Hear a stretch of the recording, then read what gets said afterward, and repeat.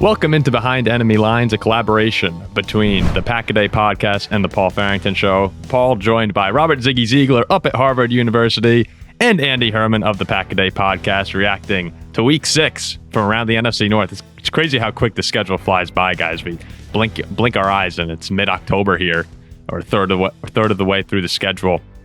We're recording this on Monday afternoon, so sorry to any Bears fans who were hoping for a little bit more coverage. We're recording before the Commanders game on Monday Night Football, so we'll hit Chicago a little bit during the show, but we won't be able to dive into it the way we normally do. Ziggy, we'll actually do a reaction to that tonight, so if you want to see Ziggy and I talk about it right after the game, I'm not sure if you're doing anything, Andy, as far as Bears Commanders, but if you want to see some Bears content, you'll have that on our channel.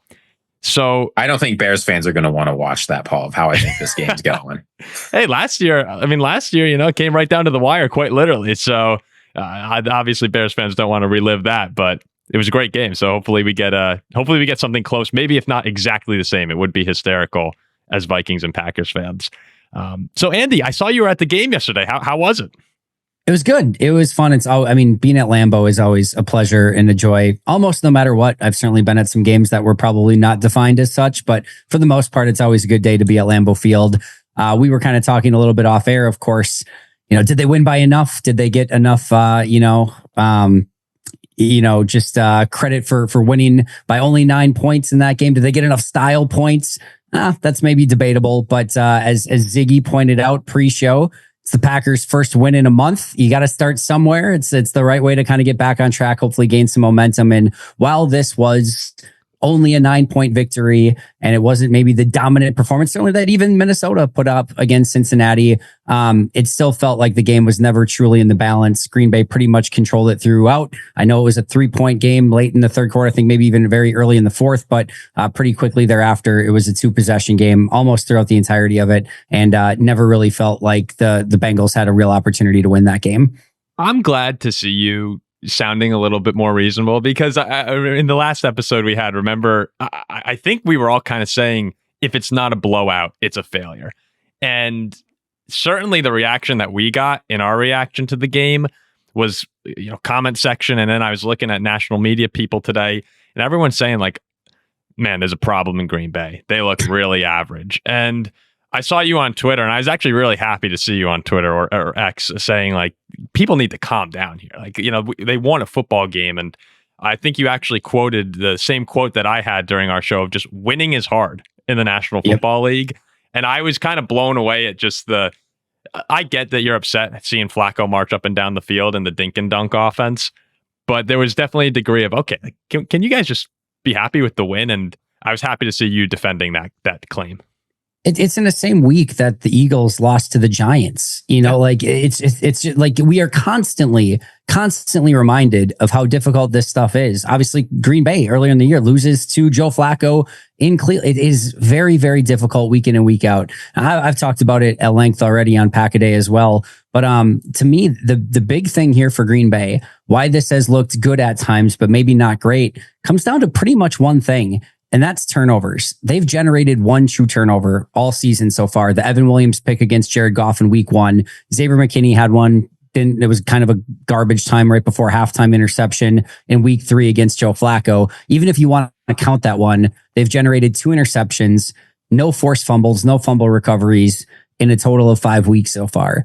And you guys know how difficult it is to win in the NFL, period. It's so difficult to win if you do not win the turnover battle. If the other team beats you in turnovers, it's just like it's a cheat code to winning the game. It's just the odds in the house is stacked against you when you don't win that key statistic. And Green Bay has done a very poor job so far of getting takeaways. They haven't had a ton of turnovers, but Jordan Love had one early in this game, which probably, again, even if you put those 3 points on the board, it probably feels even a little bit better. They get to 30 points. They win by 12. Maybe that feels closer to the 14.5 line, and maybe that feels a little bit better. But a key turnover and not generating any of your own, it's really difficult to blow a team out when you're down down 1-0 in the turnover battle. So to me, that's obviously the next step for Green Bay. They have to do that. But again, I'm not going to beleaguer a double digit or at least a 2-score 9-point victory against any team in the NFL. I don't need style points in October. I get at some point you have to show the ability to kind of put teams away and maybe be a little bit more dominant if you want to be a true contender.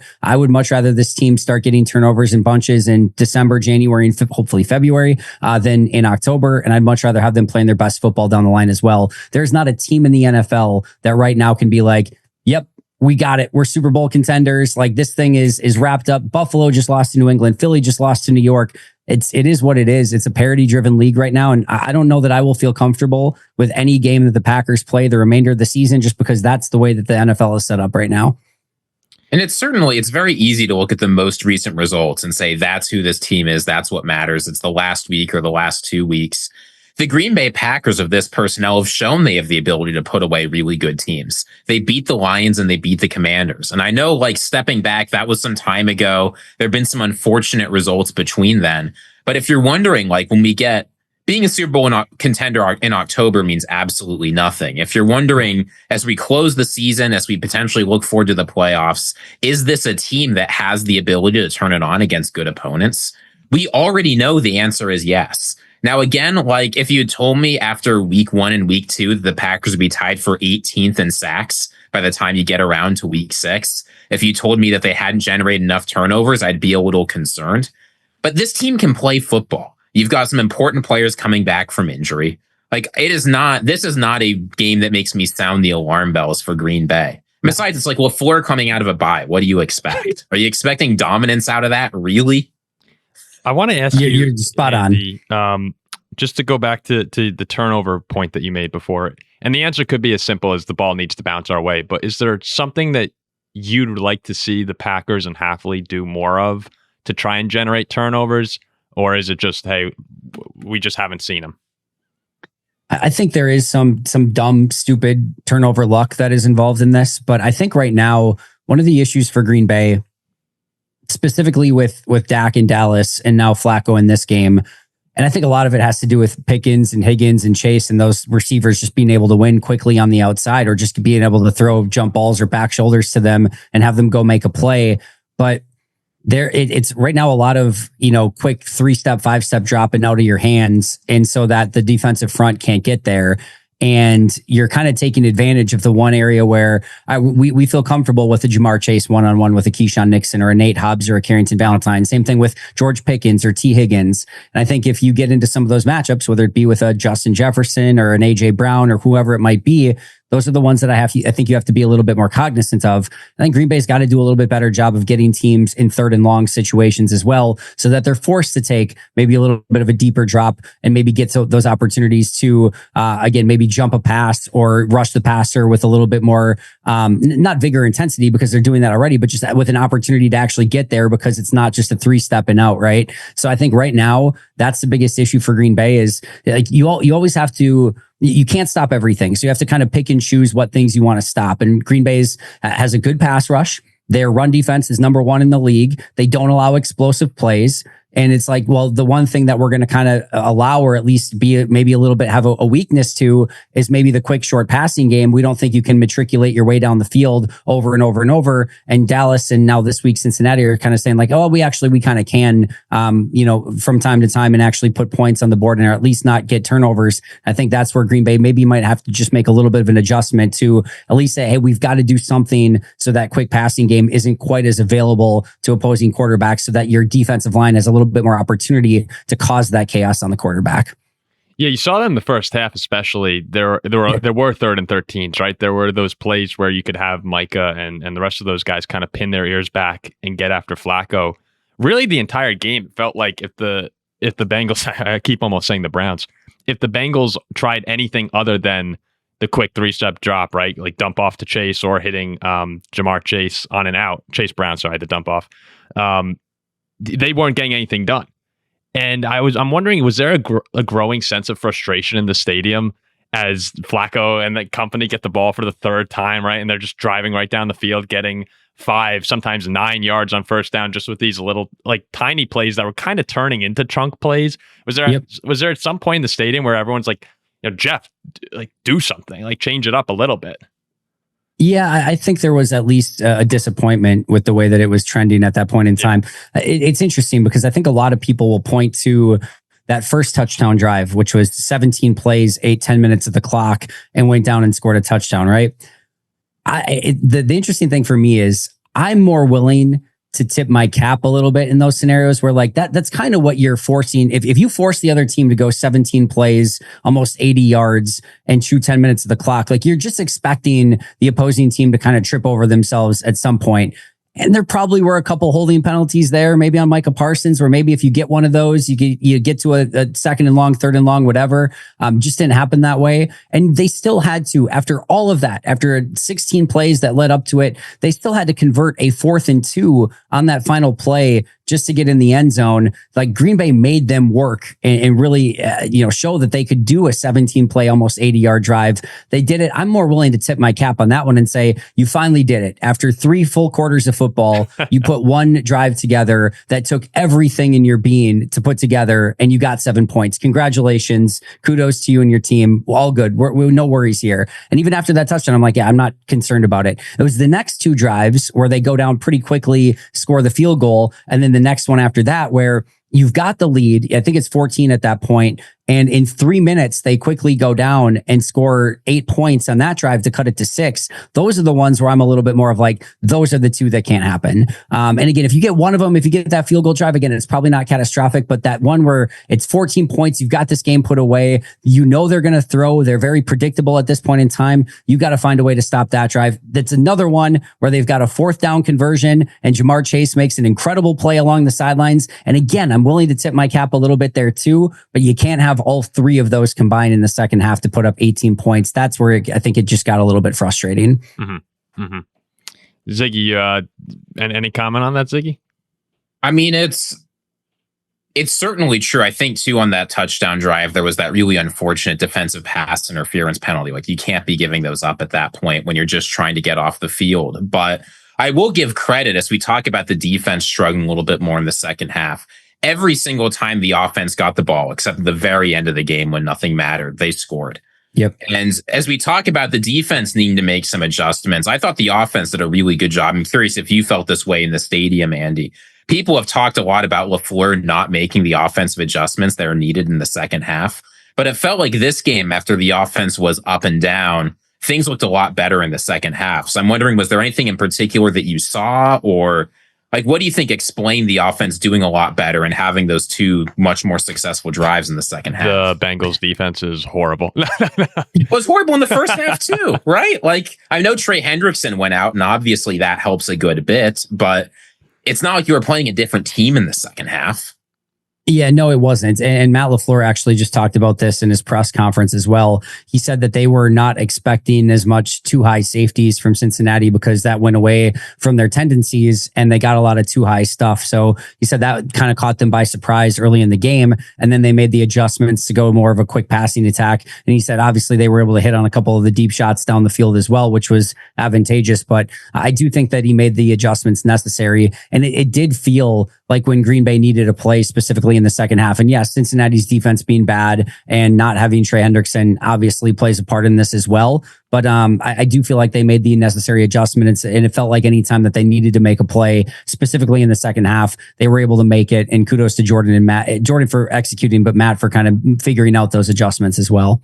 You really couldn't count on more than one hand how many times Cincinnati sent more than 3 or 4 to the entire game. And I saw a lot of Packers fans were upset that there seemed to be a lack of deep shots because this offense for a while now, you're used to big plays there. And it was a lot of Josh Jacobs, who I thought was just awesome in this game, especially in the second half.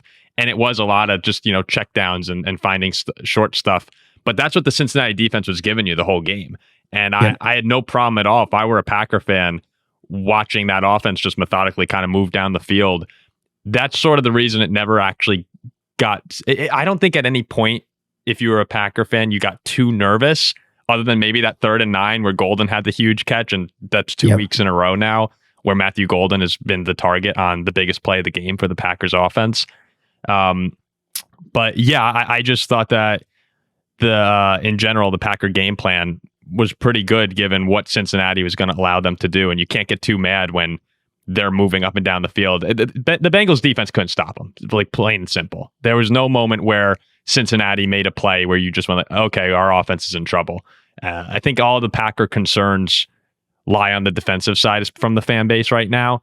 And honestly, that was just kind of Flacco getting hot and Jamar Chase doing Jamar Chase things. And as you mentioned, a couple fourth down conversions. Like this game easily could have been a blowout, but it also was close. Like we have to acknowledge it was a close game, especially in the second half.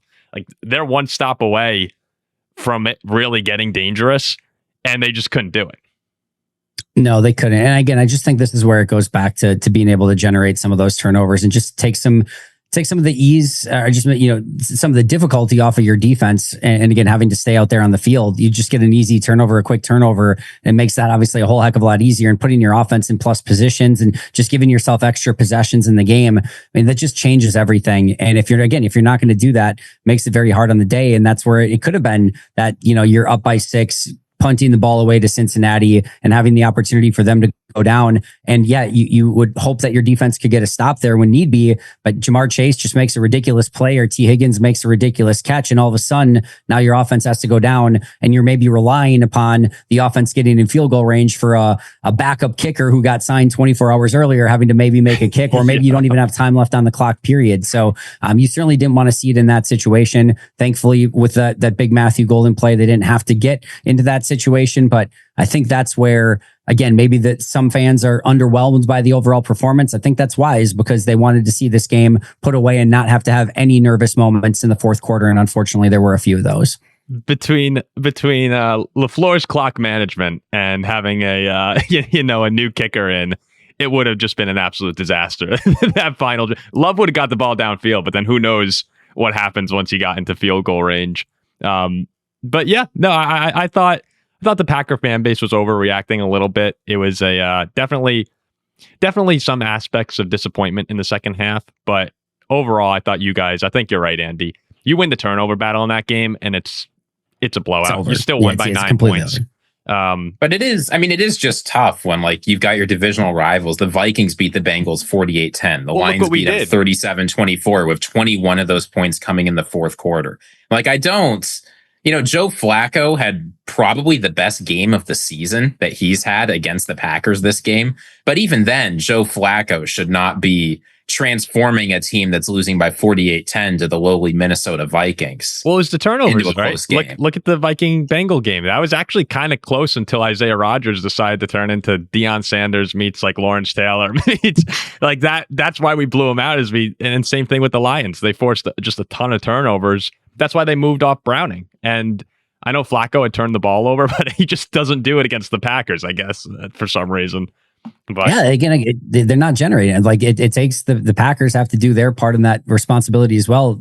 Teams are willing to sometimes give you turnovers when you have a Joe Flacco at quarterback. You got to take advantage of it, and it just hasn't worked out that way. So yeah, I think Jeff Hafley and this defense have to figure out a way to put their defenders in their secondary and Xavier McKinney, et cetera, into more advantageous positions so that they can go and take care of the ball or take away the ball, I should say. And until that happens, again, these games are going to be drag it out brawls, because we know the margin of victory is very, very slim in the NFL. And if you're not getting that turnover battle edge going in your favor, it's going to be a really tough fight.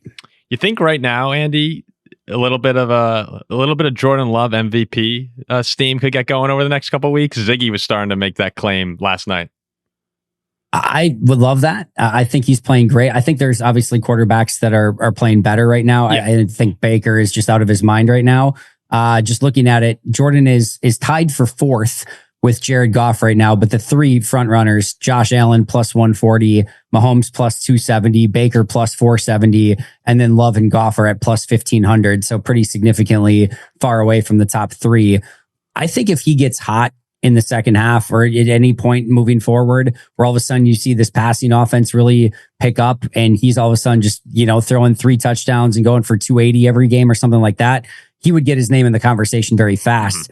I think the way that Matt inherently wants to play, with this being a run-first offense and feeding Josh Jacobs the ball a ton, I think it might be difficult for it to ever quite get to that point. I do really love the way that Jordan is playing football. And I think that Jordan, like, this is sort of the complete microcosm of a Jordan Love game now, where it's like, there's one decision every game where you're just like, not sure about that decision. You don't know what's going to happen, whether it gets tipped up this week and picked by Geno Stone, or whether Alex Anzalone just drops it and it was right in his hands, or whatever it might be. You don't know what's going to happen, but there's usually one decision. And then there's one just completely missed throw. The Musgrave one in this game, where Musgrave's wide open over the middle of the field and he airmails that thing by like 10 yards. Like, it's not even close.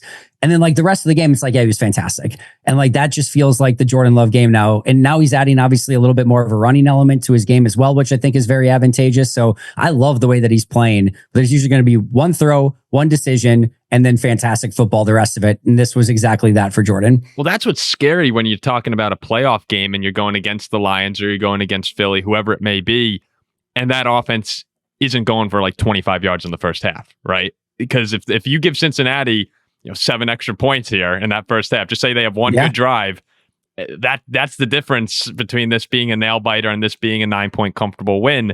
So Jordan having those moments, like, that was very avoidable too on the first drive. All you have to do, throw it out, get your 3 points, move on, or even go for it, whatever you want to do. But like, when you rewatch the highlight of that play too, it's like, I can't remember who he was throwing to, but he was like completely draped. There was someone behind him as well. So it's like, why are you making that throw? Just save the down and move on from there. Ziggy, I'm looking here because, Andy, you said it. I was listening to your post-game show, and as a fan of the Pack a Day podcast, I was listening to your post-game, and I heard you say something that actually, I was at the gym while listening, and I almost dropped the weight on myself because I was kind of surprised, but also a little bit annoyed. The Packers are actually the favorites to win the NFC right now. And I know that they're 3-1-1, right? They have a great record. But that just kind of shocked me. Like, they don't feel like a team that would be favored to win a conference right now. And Ziggy, I want to go to you, but before Andy starts, throwing like, the fairy dust around and convincing us why. Like, do you think that that's reasonable to have Green Bay as the favorite? I mean, there's a reason I put Green Bay near the top of my power rankings. Okay, last year. Well, this team has the talent to win a conference. But should they be the favorite? Is what I'm asking. But why? Well, so step back and ask, why are they the favorite? The answer, I mean, it tells you something about the Packers, but it also tells you something about the other teams. They beat the Detroit Lions, which gives them an advantage when it comes time for an NFC North race, because you're probably not winning the NFC on the road.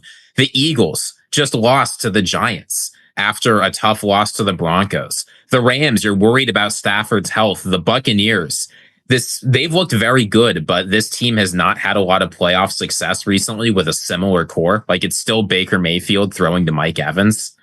Like, the Green Bay Packers are the team, I feel like, compared to the Lions, the Eagles, the Rams, the Bucs, that's changed for the better going into this season. And they've shown that they can beat top teams. If the Green Bay wins the NFC North, and I think after this Lions loss to the Chiefs, it certainly looks like they could, I'd have them favored to win the NFC. It's like, are they the team I'd have favored? Probably not. I still think Detroit's a better football team, but it's very, very close between those two. And I think one of those two teams, whichever one wins the division, wins the NFC. Yeah, a lot of people are circling the Thanksgiving game right now. Like, a lot of people are talking. I mean, in our comments section, Andy, it's just like, just wait till Thanksgiving, and both sides are saying it. Like, wait till Thanksgiving, and you'll see what's up. Are you a believer in that ranking, Andy, of the Packers as the favorite? I understand it. I don't know that any team in the NFC feels great about where they're at right now. Yeah. I just don't. You look at who Detroit has beat so far. They beat Chicago. I think was Baltimore was with Lamar, right? Maybe Baltimore. That was a real win. I thought that was a great real win. Yeah, that's a good win. And then Cleveland and Cincinnati, and then they have the two other games against Green Bay and KC, and they lose both of those. We talked about Philly, dropping a couple and just losing to New York this past week.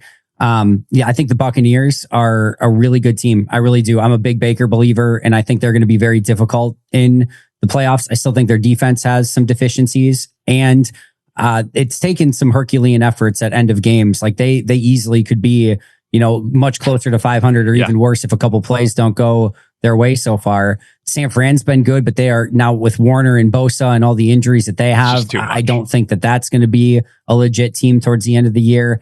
I just don't know who you look at in the NFC right now and be like, yep, we feel great about where we're at. I think this is totally up for grabs. I really, really do. And I think that's why you see, Tampa, the Rams, Eagles, Lions, Packers, all between like plus 800 and plus 380. I still wouldn't even stun me if Washington gets a little bit more involved in that conversation as well. So if you said right now, if you asked me right now, like, let's say even they get the bye somehow. Let's say they get the bye. Do I think they can go 3 in a row to win the Super Bowl? I guess in this case, it would be 2 in a row to win the NFC. Maybe 2 in a row to win the NFC. Yes. But I think if they have to go 3-4 in a row against good teams, I don't know that Green Bay has shown the consistency to be able to do that right now. I still think that they have a ways to go. I just think that this is a bigger commentary on the rest of the NFC than it is on Green Bay, kind of to Ziggy's point. Yeah, I do think the Packers have as high a ceiling as anyone, and maybe that's a reflection, I think, of Green Bay, Detroit, and Philly at the top there. When those teams are on, I do think that they have a different level they can get to than the rest of the conference. And you could believe in Stafford, you could believe in Baker, and they have their moments, but those other 3 teams still feel a little bit separated to me. I thought Detroit, going into last night, I was a big Detroit believer, and I still am, but you just see what's going on in that secondary. And a lot of the Packer fans were upset with us for quote unquote making excuses for Detroit. But Ziggy and I are on the show going like, guys, I mean, if you're missing half or most of your secondary and Kirby Joseph's like limping in and out of the game, like at some point we do have to say, like, yeah, 1, Detroit's not playing at full strength, close to it. But also 2, like that's a real problem as well for their Super Bowl odds going forward. So I do think Terry Arnold's supposed to. Is he coming back? Do you guys know? I think at some point, but I think it's going to be a while. But correct me if I'm wrong. The second opinion said Terry Arnold doesn't need surgery, though. Terry Arnold was having an up and down season before he got hurt, but I'd expect him back 4 or 5 weeks from now, probably. Yeah, and I know Reed's on IR too. I think I still lean Detroit when they're a full go. But if you're a Lions fan, again, you just have to be sitting back here going, this cannot happen again. Like this really can't be happening again. And, last night I was playing against Patrick Mahomes in a number of fantasy leagues. And I eventually looked down. I'm like, oh my gosh, Mahomes is 250, 3 touchdowns, and he's ran for 1 as well. Like that defense, as good as the offense is, if the defense is going to let people march up and down the field again, you're going to get caught in a playoff game. So I do get the Packers being number 1. But I think a healthy Lions team would probably be my choice. We'll just see if they can actually get healthy. Yeah, and I think that's what's going to make that Thanksgiving game such a fun matchup as well. I think that's a noon game, right? That's the first one, which feels kind of crazy. But that's going to be a big time game. Both those teams are going to be completely amped up.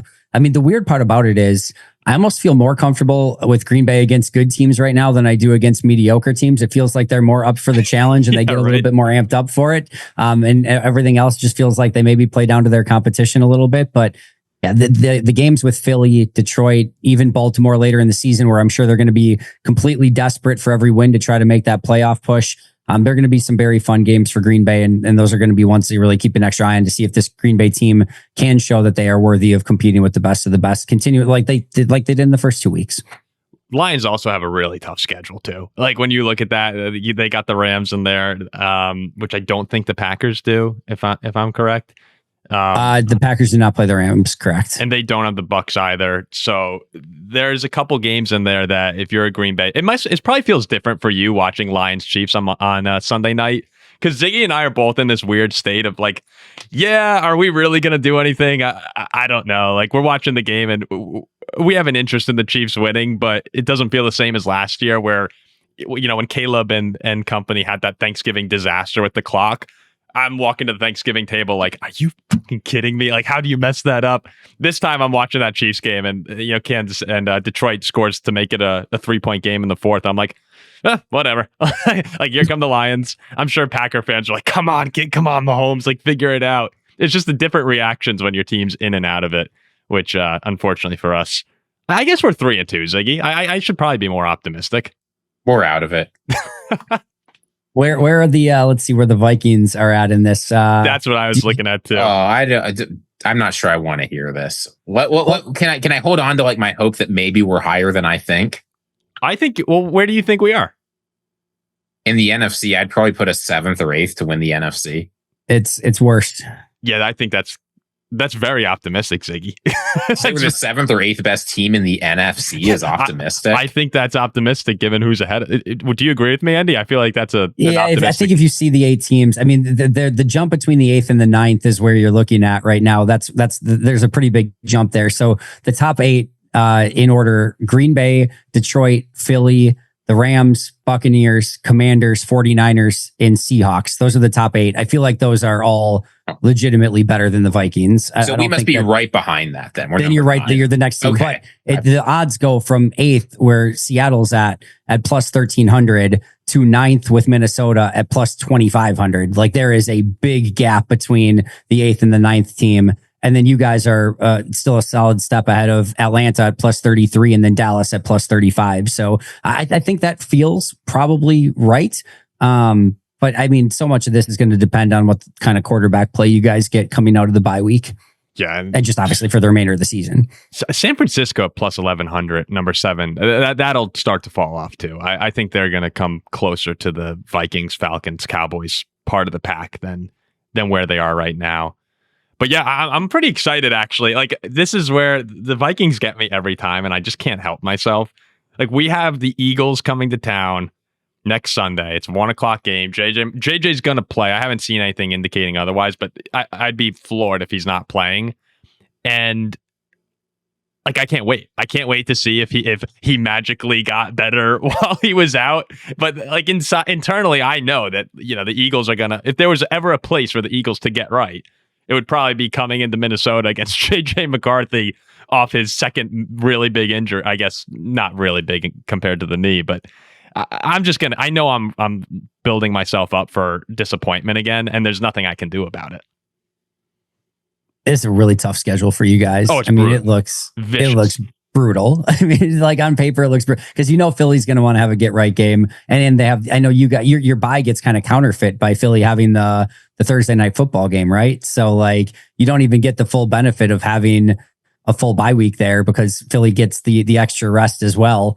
Then you have to go to LA all the way West Coast and then play at Detroit. Baltimore, Lamar will be back and being super desperate in that game. At least we're home in that. At least we're home in that. Yeah, Chicago at home is like that's the first one. You go to Green Bay, to Seattle, Washington, and then even at Dallas, their offense is obviously potent, but that's maybe winnable. At New York, they even look different now that they beat Philly. And then you got Detroit and Green Bay again, both of those at home at the end. But yeah, that's as tough as it gets. O'Connell, I don't envy the schedule. O'Connell could win Coach of the Year again if we make the playoffs. If we're like the 6 or 7 seed, he has a shot. I will put it down in Sharpie right now. And I'm not saying he will.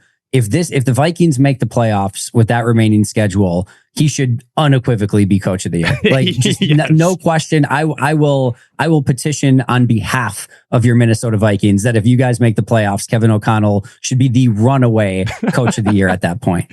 That either means also that JJ's really turned it on, or it will mean, man, we really, really screwed up not keeping Darnold Jones or getting Aaron Rodgers because this roster is just that good. But I'm excited, though. Are you excited, Ziggy? Or you seem to be... It's so hard for me to get excited about JJ McCarthy coming back for the Minnesota Vikings, right? Between the risk that he's going to get injured, the way the team has been up and down. I mean, I will say I'm dreading the Philadelphia game in some sense a lot less now that we've discovered that apparently the Eagles suck. But also I'm dreading it much more because now if we lose this game, I can't say, well, they're the Eagles. They were 6-0 coming in. They're unbeatable. It's like this suddenly feels like a game that we could win. And now we're in the spot where it's like everyone wants to play the Vikings almost like the Seahawks last year. It's like if we beat this team, we can prove to ourselves that we're legit. And you don't want to be the 2024 Seahawks because that means that every team that beats you is good and every team you lose to sucks. Yeah, that's how I feel like this test. Vikings team right now. That was my litmus test, Andy. And I think it still might be for this year. If you beat the Seahawks, you're a contender. If you don't beat the Seahawks, you're probably not. And I actually think it stands even for this year with Darnold. But Ziggy, one thing that is fun, and as much as I hate the Eagles, if we beat Philly next Sunday, they are just going to go like that'll explode Philadelphia. And they're going to really start freaking out, which was like that opportunity in and of itself is kind of fun, even if I don't expect it to wind up happening. Oh, I mean, it would certainly be neat to be the team that like gets AJ Brown traded. Yeah. But somehow I don't think that's going to happen. Andy, go ahead. What if it gets AJ Brown traded, but he gets traded to the Packers? How would you feel about that? Not good. That would interfere with Matthew Golden's development and ruin whatever vibes the Packers have. So sure, if you want to give up even more draft capital for AJ Brown, like an aging malcontent wide receiver, I'd be thrilled. I'd love to see him go to Green Bay. It's not going to happen, so you don't have to worry about that. I love this game, by the way. Philly -2.5 at Minnesota. I think it's a really interesting game. I'll just say this. 2 years ago, Philly imploded hard, like in a real ridiculous way. Like they started hot and then they just could not win a game, period, for the rest of their season, even against really bad teams. Like they were completely dysfunctional. And then last year, they were 2-2, and then they kind of got hot, and they never really had any adversity after that point. And things just kind of clicked the remainder of the way. And obviously, they won the Super Bowl, and things went really well. I am very, very intrigued if we're seeing another implosion here for Philly, or if this is the turnaround and Philly gets right against Minnesota and starts going in a positive direction, and nobody again cares that they started their season, with a couple losses, and they start reeling off, a bunch of wins like they did last year. I think this is a really interesting inflection point for Philly right now. Oh, I also think that I think we may have talked about this, definitely at least Ziggy and I on our show, but Sirianni, he almost seems to embody kind of what people think of Philadelphia, right? Like when things start to go wrong, you can just see it wearing on him, and then he kind of like builds and explodes, and he's like screaming on the sideline.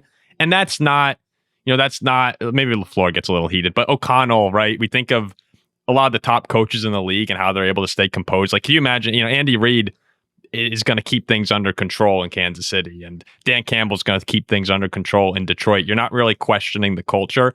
Most of these top teams, you do feel really confident in what they've built around the organization, like the leadership. And in Philadelphia, outside of Saquon, which maybe that's what kind of, separated it last year, and him running for 2,500 yards helped.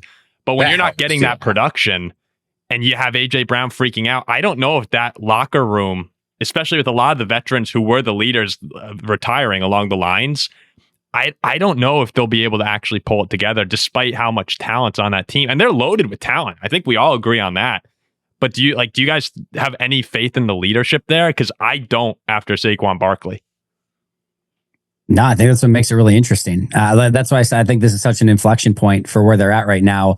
And yeah, if they lose, and like we just saw Zadarius Smith retire from Philly, which was an interesting move. Obviously, former Viking, former Packer, former Lion, who we talked about it as well. NFC North legend. What's that? An NFC North legend. Yeah, NFC North legend. It's just disappointing he's not going to be able to complete the NFC North by going to Chicago for a little bit, right? But like them losing it, like they're going to be aggressive if they start winning football games and start trading for a defensive end or something like that. That's just what they do. But to your point, if all of a sudden things get worse, or does AJ Brown ask out? Like I could see this spiraling really quick for Philly. It's an interesting case study for Packers fans. I think I would probably rather Minnesota win this game. I think. Oh, definitely. I think that's probably fair. I think that has to be true. But yeah, I think I'd rather have Minnesota win this game. I mean, I don't want Minnesota to start like getting confidence in the NFC North either, but I think that's probably the better outcome. I'm looking right now because we did say we'd get a little Bears talk in here. Chicago's sitting at 2-2. And then obviously by the time people are listening to this, the game will be over against Washington. But they really do have a great opportunity here. If they beat Washington tonight to get to 3-2, you're above 500. With the Saints, obviously at Baltimore will be tough if Lamar's back. But then the Bengals and the Giants and the Vikings, like Chicago could sneak in there as being one of those teams that we're looking at in mid-November. Like, okay, if they get hot right now, they could find a way to do this, which is just amazing after the start they had. But this game against Washington, and again, people will know if they won or lost. But I'm just saying, if they beat Washington, keep an eye on Chicago. I don't think they're going to win the division. I don't think they're going to threaten the conference too much, but as far as like just getting into the playoffs and having a sneaky good season, I think they're right there with tonight's game. This is just the microcosm of everything we're talking about, right? Like it's just the NFL is really difficult right now. There's a lot of parity. It's like there's a few teams that are really bad. We know those teams. We know exactly who they are. You get them on the schedule, you better freaking take advantage of it. And to be fair, Green Bay didn't in one of those games against Cleveland. And that's a huge disappointment based on what happened in that game. But outside of that, I mean, there just are very, very few gimme wins on the schedule for just about anybody. And we're seeing almost more of a propensity for upsets right now than we are seeing just teams completely blow teams away, which makes it really fun and exciting. But at the same time, it can make it frustrating when you only get, 9-point wins against the Cincinnati Bengals. Yeah, only not. I wanted to ask you, Andy, and this has nothing to do with the NFL, but your hat, I don't think it is. That's not Notre Dame related at all, right? No, I get that a lot. It is not just a live lucky, hat. So no Notre Dame affiliation. Man, you come on a show where you're like, we're on a show here with two other ND guys, and you're wearing a gold hat with a shamrock on it. Shamrock on it. I know. It's like, I'm aware of the correlation. It definitely comes up quite a bit, but no, just very. So is this like the not sculling when you went like this and tried to say, like, is this a secret affiliation that you're trying to cover up, or no? I'll be honest. I am a Wisconsin Badger fan, although I don't like to talk about that all that much right now. But I'll be totally honest. My only real need for college football is for scouting players for the NFL draft. Like I'm kind of overall done with college football for the most part. I don't know. It's just not a great brand. I'm not exactly thrilled with where it's at. I used to enjoy it a lot more. I usually don't I don't know that I sit down and watch an entire college football game all throughout the season. Obviously, a lot of that's just because what I do covering the Packers and being fully all in on the NFL and everything. But I'll be honest, I don't miss it a ton. I've never been somebody that's hated Notre Dame. I've always had a lot of respect for Notre Dame. So it's not a shade or anything like that. College football is not my thing right now, if I'm being totally honest. I get it. Like when you're doing NFL stuff, Saturday does turn into the one day during the week where you could kind of take a break. Yeah. With that said, you should start rooting for Notre Dame. Like I think you'd have fun. I have a great time. I used to be someone who didn't really Paul, care. You're trying to suck him into the Vikings idiot doom spiral. Oh, well, right? Where it's like you like the team and they like win some games and you get excited and then they let you down in a heartbreaking way. Like he's a Packers fan. He couldn't take what we take. Yeah, Notre Dame is, I think right now, obviously the Vikings don't have the history of Notre Dame, but we definitely are similar teams now in that you kind of get to that big moment and then something goes wrong. I think ND's a little better than the Vikings though, even though we didn't win the national championship last year. All right, do you guys want to do some of the predictions for week 7 and then we'll call it a show here? Let's do it. So we may as well start with the prediction for the Viking-Eagle game. Since we talked about that a little bit, that's at 1:00 in Minnesota. JJ should be back for that one. JJ McCarthy. You said 2.5 was the spread you saw, Andy? Yeah, 2.5 Eagles favorites in that one. Man, I will never bet against my team. but man, that just feels like one where I don't know.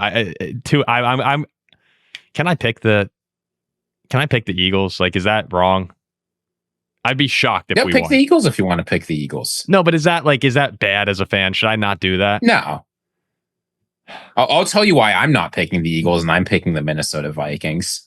Zadarius Smith's agent has been talking to all the NFL reporters saying that his decision to leave was personal. It had nothing to do with the Eagles. It had nothing to do with anything like that. That is a sign that something is going horribly. They can't even agree on whether or not they had a meeting to talk about whether the offense is getting better, right? This is apparently a topic of debate. And it turns out like people are accusing each other of lying. Like it's a disaster. Minnesota, we might suck, but at least we suck as a team. And I'm taking a team that sucks as a team over a team that plays well as individuals. Give me the Vikings to win this one at home. Wow. That's inspiring. I'm really torn on this one. All right, can I give you somewhat of a hot take? Sure. All right, I think if Carson Wentz starts this game, the Vikings win. If JJ McCarthy starts this game, the Eagles win. I think McCarthy's going to start, so I'm going to go Eagles, but I think it's close. I'm going to say Eagles by 3 if McCarthy starts. I'm going to say Vikings by 3 if Wentz starts. Man, maybe I'm just really pessimistic because I'm looking at this game going like I feel like I can already see the 15 play, 10-minute drive for Philly where we just can't get a stop and JJ's throwing the ball into the ground. I'm going to take Philadelphia as the analyst in me so that people can't just say, oh, that homer always picks the Vikings.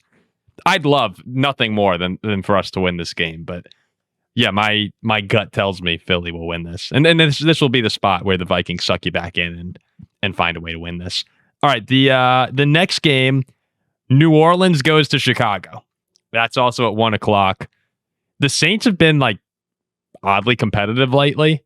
I think that they've sort of resurfaced from about as low as you could get for an NFL team. But do you guys think that's enough in Chicago? Chicago -4.5, by the way. Ziggy, you can go first on this one. It's the Bears are not that bad. The Saints actually are. I think it's about that simple. This Chicago team, I believe in some of the talent they have in there. I think Montez Sweat is eventually going to figure it out. I don't mind taking them to win this game. I'll take the Bears as well. Spencer Rattler's actually been really good, shockingly good. I think he's due for maybe a game with a couple interceptions. He's only thrown one on the year. I think Chicago takes the ball away in this one. Chicago wins. I'll say by 7 in this one. In Chicago, I feel good about the Bears. If it was in New Orleans, then that's sometimes can be a difficult place to play. I might feel differently, but I feel good about Chicago there. I'll go Bears as well. Then we have the Packers now go to Arizona, where I imagine Kyler Murray will be playing in that game just because he was close to playing this week. Marvin Harrison Jr. went down during the game yesterday or 2 days ago. So we'll see if he's able to go with a concussion. But the Packers are 6.5-point favorites in this one. Ziggy, where are you leaning? I'm not afraid of either quarterback the Cardinals could bring out. I think Kyler Murray certainly presents more of a challenge. I still think this Packers team is good at football. I do not think the Cardinals are good at football. We've been watching them on our shows, a team that it feels like they're one loss away from collapsing a few times. If they'd beat the Colts, I don't think that collapse comes, but losing to the Titans and then to the Colts, their season's over. The Packers are going to win this one handily. I've heard that. Right now, the beta for 2025 Call of Duty Black Ops 7 is currently running for a limited time. Oh no. Kyler Murray, he's going to be in it. He's got to have his hands on it, right? So he can't be 100% focused. I like Green Bay in this one, but I say the Call of Duty thing facetiously, obviously. But no, I'm going to say the Packers win. I'm going to say it's right around. I'm going to say they win by a touchdown in this game. It seems like we've had the same exact Packer preview, and as far as what the fans are saying for now the 4th straight game, where it's okay, we're going to kick some ass this week. And then it's kind of a close game, win, lose, tied. And it's all right, next week's the game where we're going to win by 30 points. I feel pretty confident Green Bay will win this one. I think Arizona's the team to watch to fall off a cliff. Tennessee is so bad. Tennessee is just a horrendous. They're the worst team in the league in my eyes right now. And that the way everything fell apart for them against the Titans, I just think it's going to get worse and worse for Arizona. And I don't mind Jonathan Gannon, but that feels like it's on the verge of collapsing. I'm going to go Green Bay. I think they win by double digits in this one. And I think that they get a little bit of steam heading into the Rodgers game. Yeah, I'm going to actually take this back. I think so. Here's where Arizona's been at. And first of all, they've got the bye week in week 8. So there's got to be a piece of them that's just oh my God, we just need this bye week. Let's just get this over with. And I think they had, like you said, one of the most heartbreaking, dumb losses to Tennessee that had to derail them. I give them a lot of credit for after that week going and fighting Indianapolis and giving everything they can to try to win that game. They still come up short. They lost to San Francisco by a point, Seattle by 3, Tennessee by 1, Indianapolis by 4. I think the players see the bye week ahead and know that they just put everything they had into the last 4 weeks and got devastating losses. I think this is the collapse game. And then there's questions as to whether or not Gannon actually survives the bye week. I think he will, but I think that it becomes more of an interesting discussion. I'm going to say actually the Packers win bigger in this one than maybe I initially expected. Yeah, that Titans game I think could very well have a similar effect to the Bears Hail Mary and the effect it had on them last year. Totally agree. The last game here in the NFC North, just another great Lions night game, just another great Lions game. They've had Green Bay, they've had Baltimore and Kansas City now, but now they finally get one at home, and they have the Bucs in Detroit on Monday Night Football, where the Lions are 5.5-point favorites. Ziggy, are you picking? And this is maybe a little bit of revenge for last year when Tampa went into Detroit and won, avenging their playoff loss from the year before. Do you think Detroit gets them back here? The Chiefs are one of the best teams in the NFL, and Vita Vea can only play so many snaps against the Detroit Lions. I don't think their running game gets shut down twice in a row, certainly not at home. This Bucs team is good, and I think they will give the Lions a challenge. I think it's going to be a shootout. If you have any Bucs or any Lions player in your fantasy games, just put them in. They'll probably put up 30 plus, but I think the Lions are going to come out ahead in this one. I think they're just the better team. I'll start by saying I think Detroit is a fantastic primetime game team, meaning like for the NFL in general, to be able to watch them in primetime, like the games are always good or they're doing stuff entertaining. Like it's a good team to watch, whether it's against the Chiefs or the Bucs. So you can't get enough primetime Lions, in my opinion. I was surprised when this opened at 5.5. For ESPN right now, it shows at 4.5. So it did come back to earth just a little bit here. I still think Detroit wins this one. If Baker's got more magic up his sleeve and comes up with a crazy last minute drive again, we probably have to really start talking about him as maybe the MVP favorite in this one. But I do think Detroit bounces back, gets to 5-2, and gives Buccaneers their second loss on the season as well. Catapulting Green Bay to the number one spot in the NFC, by the way, which is exactly what we're looking for here. I think if Tampa comes in and wins this game, we have to completely reevaluate both them as a contender and Baker as the MVP, as you said, Andy, because this would be like they're really good, especially with the injuries in their receiver room. I don't know if Ibuka's going to play. You always want to be careful with hamstring injuries, so we'll see if he goes. I'm seeing right here, it doesn't seem serious, which is great, especially for my for my fantasy team. But we know Godwin's already banged up and Evans is as well. Which kind of actually makes it interesting given how depleted Detroit's secondary is. We're just going to have all backups going out against each other. I'm going to pick the Lions as well to win this one. If it was in Tampa, maybe you could convince me of the Bucs, but I do just think the Lions are a better team. But I'm excited. I think there's no, as you said, there's no better team than Detroit to have in prime time. Dan Campbell's just a lunatic. But on the other side, Baker's kind of just as much a lunatic and entertaining. Very much so. This is to me is another one of those just absolutely great night games that Detroit's going to be a part of. But I'll go Lions and we'll see. I'm really excited for this one.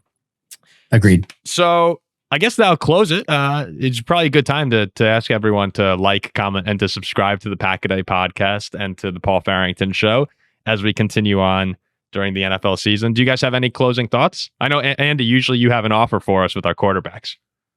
Oh, I don't know if I have an offer today. Well, I guess just have a question. Like, what is are you still feeling like 90+% better that JJ is the one starting this game? Oh, sir. Me, yeah, I'm at like basically 100%. Okay. Yeah. All right. Good to know. I will say offers. I'm keeping an eye. Like, Paul, did you hear what Kevin O'Connell said about JJ McCarthy playing in this game? No. They asked, this is the first time he's expressed some hesitancy. Like, he was asked whether JJ McCarthy would be back and whether Carson Wentz with the shoulder injury would be playing. Kevin O'Connell said, we've got to try to prepare to win this game on Sunday. Well, that's not like, I understand. There's two ways of reading that. One is like, whatever, I don't care about this. The other is that's the first time he hasn't said JJ's 1000% our guy. He'll start this game. I think he'll win us this game. I mean, I should say I think we'll win the game with him as quarterback. But at a certain point, Kevin O'Connell is right. You've got to think with this roster about winning games right now. I just don't think that Carson Wentz is the guy that's going to be able to push this team over the top. And as unlikely as it appears, JJ finding his rhythm and reaching his potential, which we'll see what that is. That's probably that to me is the best opportunity this team has of being competitive, like truly competitive in 2025. So you have to know what JJ is. And if we keep playing this game of, all right, let's go with the backup. Like, this isn't Sam Darnold and Carson Wentz. This is a backup. That's just my take on it. But Andy, I do have one for you. I do have one for you. All right, I want to do this right now. The San Francisco 49ers have fallen in love with Mac Jones and want to make him the quarterback moving forward. and they say, we'll offer you Brock Purdy for JJ McCarthy and let's say a second round pick straight up. Are you taking the deal for Brock Purdy at this point? Wow, oh man, do you have to think about this, Paul? I'm not a huge Brock believer, but yeah, I would say yes. I think O'Connell would be I think Purdy is perfect for what the Vikings would want to do. There's the Atlanta Hawks. They had a new GM this year, right before the draft, and the Pelicans offered them a trade deal, and he accepted. Then he called back to make sure he had heard the deal right because he could not believe the deal they got. It was a really bad deal for. It was a great deal for the Hawks. It was a horrible deal for the Pelicans? Oh yeah, it was a disaster for the awful, Pelicans. Yeah, Joe this is what the 49ers would be doing. I would have to call back and make sure I heard right. You want just a second round pick to swap JJ McCarthy for Brock Purdy? Super Bowl, here we come. I definitely have my drawbacks on Brock, but if there's one thing he can do, it's game manage with an elite head coach, and I think that would be, we'd immediately. Where do you think we go up the Super Bowl odds if we got Brock Purdy? If he's 100, if he's healthy, let's assume he's healthy. It would take a pretty big jump. I would think so. Maybe we go 6 after Tampa. Packers, Lions, right. Eagles, Rams, Bucks, Vikings. Yeah, I think that sounds about right. Well, Andy, do you have any poll? Just rephrase Can you do that one more time. What would be the most that you would give up for Brock Purdy in that situation? 3 future first round picks. Are you serious? What? You give up? Wow. If we get Brock Purdy this year, we will win the Super Bowl. That's I was gonna say, like, if we give up a first round pick and maybe like a future second, that's still a lot. If you give up a first and a future second, yeah. But I think he'd be really good with O'Connell. So that's probably where I'd go. 3 first round picks is kind of nuts. I'm willing to do it 100%. The $58.9 million in dead cap hit that the 49ers would have to take probably makes it pretty much a non-starter. So I don't think you guys have to lose too much sleep over it, but it would be a fun case study nonetheless. Oh, I think that's a great question, just as far as like a fun hypothetical goes. I think I said this maybe 4 years ago now that I would have traded 7 first round picks for Patrick Mahomes. Maybe this is after I think his first Super Bowl that he won. I was like, I will trade 7 years of first round picks, and I still feel pretty good about that. Not saying Brock Purdy's Patrick Mahomes, but I would love to have a quarterback that I have some confidence in right now, given the roster that we have. All right, totally fair. I guess we could wrap it up there. Oh, Andy, I did want to say the vibe around New Jersey. This is, you didn't ask about this. No one did. I just want to tell you the vibe in New Jersey, New York right now with Scattaboo and Jackson Dart is wild. Like it's pretty fun around here. This is the remarkable thing of the Packers are 3-1-1. They are the 5th best team in the NFL in the standings, literally just based on winning percentage. They have the 3rd best odds to win the NFL and win the Super Bowl, the best odds to win the NFC. And it's like the sky is falling in Green Bay and nothing is possibly good enough. And there's so much concern and angst and anxiety.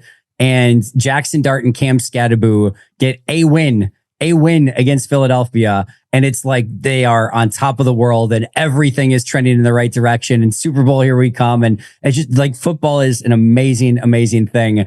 And expectations just prey so much on what you need to do week in and week out to feed a fan base that has Super Bowl expectations. Or in the Giants case, just a win is oh my God, we did it. We beat the Eagles. It's remarkable how this stuff works. You guys are literally tied for second to win the Super Bowl right now in odds, which I think if you asked any Packer fan the day you traded for Micah Parsons, hey, you got do you want to sign this right here? You'll be tied with the Chiefs to win the Super Bowl.